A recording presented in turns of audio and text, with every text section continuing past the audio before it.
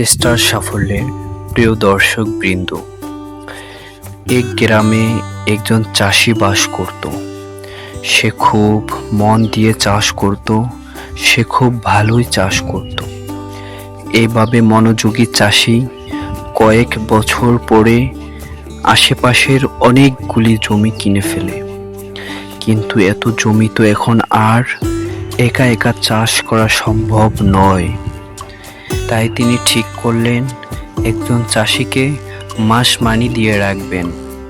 এজন্য তিনি বেশ কিছু চাষির ইন্টারভিউ নিলেন, কিন্তু সে কারো ইন্টারভিউতেই সন্তুষ্ট হলো না। একজন মধ্যবয়স্ক লোকের উত্তরে সে খুব আশ্চর্য হলো। চাষি লোকটিকে জিজ্ঞেস করলো, আপনি কেমন চাষ করতে পারেন? লোকটি উত্তরে বলল, হাওয়া উঠলে আমি ঘুমাতে পারি। কিন্তু লোকটির এরূপ আজব উত্তর চাষিটির মাথায় ঢুকলো না। তারপরেও লোকটিকে চাষি রেখে দিল। লোকটি ভালোভাবেই কাজ করতে শুরু করে দিল। চাষিটি ওই নতুন লোকটির কাজে খুবই সন্তুষ্ট। কিন্তু একদিন রাতে প্রচণ্ড হাওয়াতে চাষিটির ঘুম ভেঙে গেল। চাষিটি ভাবল, ঝড়ে সব ফসল তো নষ্ট হয়ে যাবে, তাড়াতাড়ি একটি ব্যবস্থা নিতে হবে। চাষিটি ছুটতে ছুটতে সেই নতুন কর্মচারীটির কাছে গেল। দেখল সে ঘুমোচ্ছে।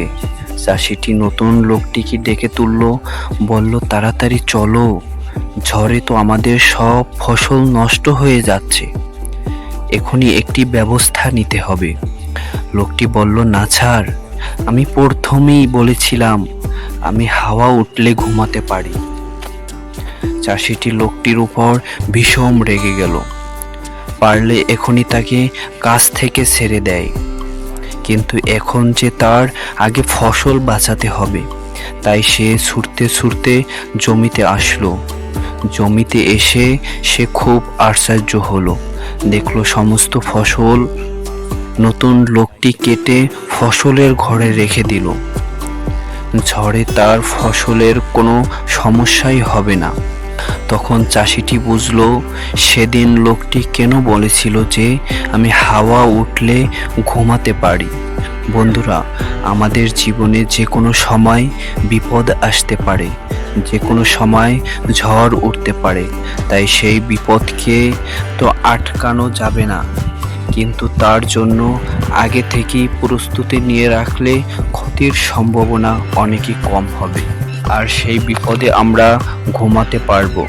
যে কোনো পরিস্থিতি এবং প্রতিযোগিতায় যেগুলো আপনার মুখোমুখি হতে হবে, সেগুলি সহজ হবে নাকি কঠিন, সেগুলি সব সময় নির্ভর করবে আপনি কতটা প্রস্তুতি নিয়ে রেখেছেন তার উপর। আর আপনি ভালোভাবে প্রস্তুতি নিয়ে রাখলে আপনিও বলতে পারবেন যে হাওয়া উঠলে আমি ঘুমাতে পারি। বন্ধুরা, আজ এ পর্যন্তই। আবার দেখা হবে পরের এপিসোডে।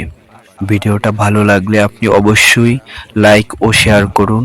আর আপনি চ্যানেলটি সাবস্ক্রাইব করে না থাকলে সাবস্ক্রাইব করে নিন। Thanks for watching.